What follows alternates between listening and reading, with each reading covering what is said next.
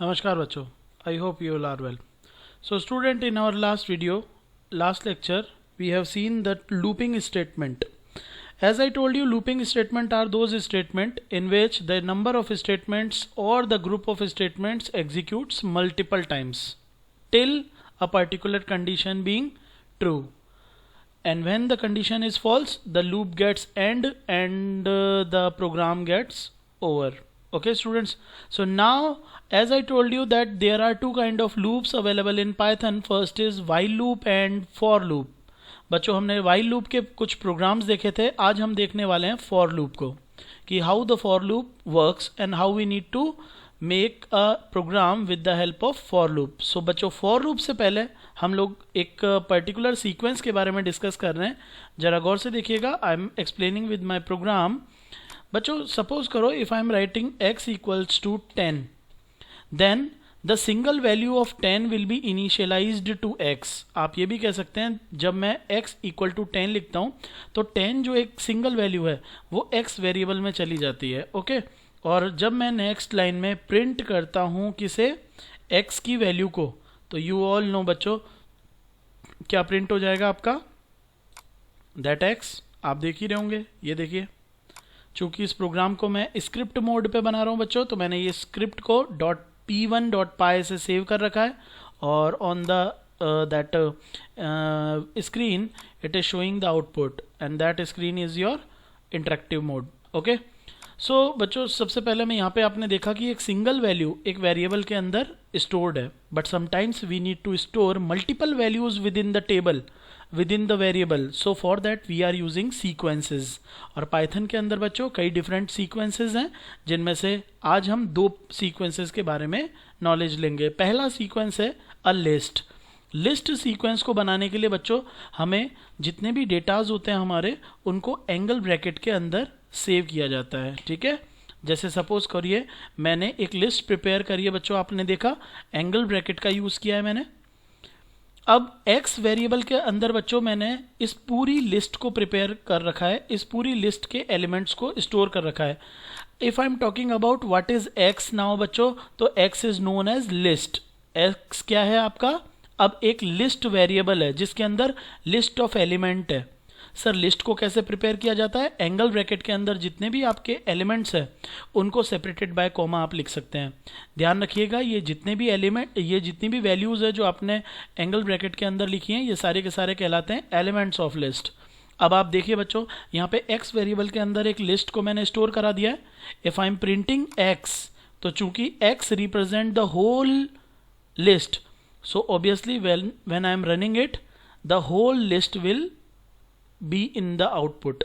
M I right, जितनी भी मेरी लिस्ट है वो पूरी की पूरी मेरे आउटपुट में डिस्प्ले हो रही है. M I right. अब सपोज करिए मुझे इस लिस्ट के जितने भी एलिमेंट्स आपको यहाँ पे डिस्प्ले हो रहे हैं, इन सभी एलिमेंट्स को मुझे नहीं देखना. I need to display only certain number of element of this list. Let मुझे ओनली एंड ओनली इस लिस्ट के फर्स्ट एलिमेंट को डिस्प्ले करना है. तो बच्चों कैसे करेंगे, गौर से देखिएगा.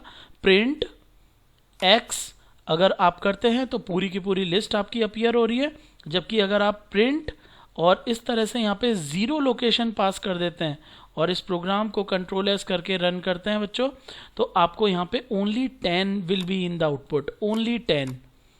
तो इसका मतलब क्या हुआ कि x जो लिस्ट है उसका first location is 0, second location is 1, third location is 2, fourth location is 3 and fifth location is 4. हमेशा ध्यान रखिएगा बच्चों, लिस्ट के अंदर जो पहला एलिमेंट होता है वो 0 लोकेशन पे होता है. किस पे होता है, 0 लोकेशन पे. इसीलिए आप ये भी बोल सकते हो x is a list which is storing different values on different location. ठीक है, और these locations are initially starts from 0. Okay आप ये भी बोल सकते हो जीरो इज द लोकेशन और एन एड्रेस ऑफ 10. ओके तो मैंने x 0 करा तो 10 प्रिंट हो रहा है बच्चों. सपोज करो मैं यहाँ पर x 1 प्रिंट करता हूँ तो क्या प्रिंट होगा, ऑब्वियसली 20. ओके ये देखिएगा, ये आपका 20 प्रिंट हो रहा है. एम आई राइट, 20 यहाँ पे डिस्प्ले हो रहा है, 10 और 20, बिकॉज मैंने क्या करा बच्चों, मेरी जो लिस्ट थी उसके अंदर 10 और 20 दैट जीरो एलिमेंट और फर्स्ट एलिमेंट दोनों को प्रिंट करा है, तो ये जीरो वाला एलिमेंट फर्स्ट है, that first element is denoted by zero and so on to with the whole number. Okay, so this is the first sequence. This sequence is known as list. Now the next sequence is tuple. तो सबसे पहले बात करते हैं sir tuple को कैसे create करते हैं. बच्चों कॉन्सेप्ट बिल्कुल सेम है. अब यहाँ पे आप किसकी एंगल ब्रैकेट की जगह पर कौन सा ब्रैकेट लगाएंगे बच्चों, small bracket. Okay, like this. ये भी आपकी एक टपल क्रिएट हो गई है. ठीक है बच्चों, इसको कंट्रोल एस करिए, रन करके जैसे ही आप देखते हैं तो आपको इस तरह से 10 और 20 दिखाई दे रहे हैं यहाँ पे. क्यों? क्योंकि बच्चों सेम आपका टपल जो होती है स्मॉल ब्रैकेट से डिस्प्ले की जाती है. एंड वेरी इंपॉर्टेंट, टपल जो है बच्चों यहाँ पर बिल्कुल लिस्ट की तरह है. जीरो एलिमेंट मीन्स जीरोवीं लोकेशन पर आपका 10 है and so on. One location पे 20, थर्ड लोकेशन पे दैट आपका जो है थर्ड इंडेक्स नंबर पे है आपका 40. ठीक है, कॉन्जिक्यूटिवली. एक बात ध्यान रखिएगा बच्चों, ये 0, 1, 2, 3 और 4 ये जो हैं ये इनके लोकेशंस को हम एक स्पेसिफिक नेम से जानते हैं, that is called index number. तो 10 वैल्यू का इंडेक्स नंबर क्या है 0, 20 वैल्यू का इंडेक्स नंबर क्या है 1, 30 वैल्यू का इंडेक्स नंबर क्या है 2 and so on. Always remember that index number always starts from 0. Index number हमेशा 0 से स्टार्ट होते हैं.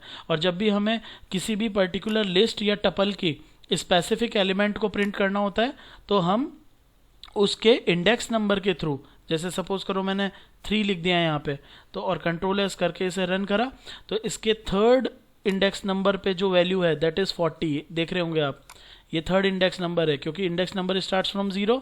तो 0, 1, 2 एंड 3 थर्ड लोकेशन पे आपका आ गया 40. ओके बच्चों, डू रिमेंबर अगर आप यहाँ पे कोई एक्सेप्ट वैल्यू लिख देते हैं जो कि लोकेशन ही नहीं है, जैसे x8 एंड आप इसे प्रिंट करेंगे तो आपको एक एरर आएगी that you are just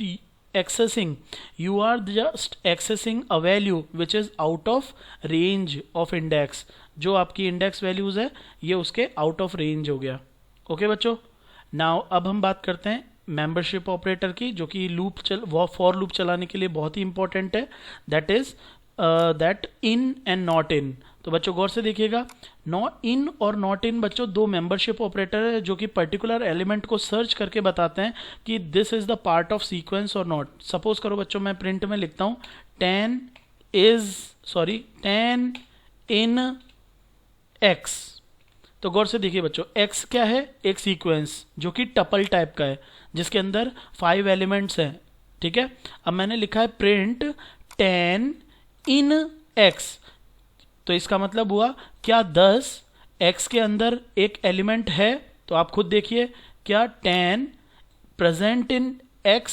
yes obviously. तो the output will be true. तो गौर से देखिए, इसको रन करते हैं. Your output is true here. Okay, if I am using particular जो कि एलिमेंट इस टपल का पार्ट नहीं है लाइक 70, तो this will display false. Okay, ये देखिए बच्चों, it is showing false. Okay, so in और not in are known as membership operator. आप इसकी जगह नॉट इन भी यूज कर सकते हैं. जैसे सपोज करो मैंने लिखा 70 नॉट इन x. चूंकि टपल के अंदर 70 is not an element, so it will true. Okay, let's see, या इट इज ट्रू. ओके बच्चों, और अगर मैं कोई एक ऐसा एलिमेंट यहाँ पे लिख देता हूँ जो टपल के अंदर है, तो मैंने यहाँ पे कंडीशन ऑपरेटर यूज करा है नॉट इन. तो if I will say 20 not in x, so this situation is false obviously, so it will give you false. We are using in and not in membership operator and that list and tuples to execute the for loop बच्चों. okay, so let's see for loop किस तरह से work करता है, जो कि हम हमारे नेक्स्ट कॉन्जिक्यूटिव वीडियो में देखते हैं. Thank you.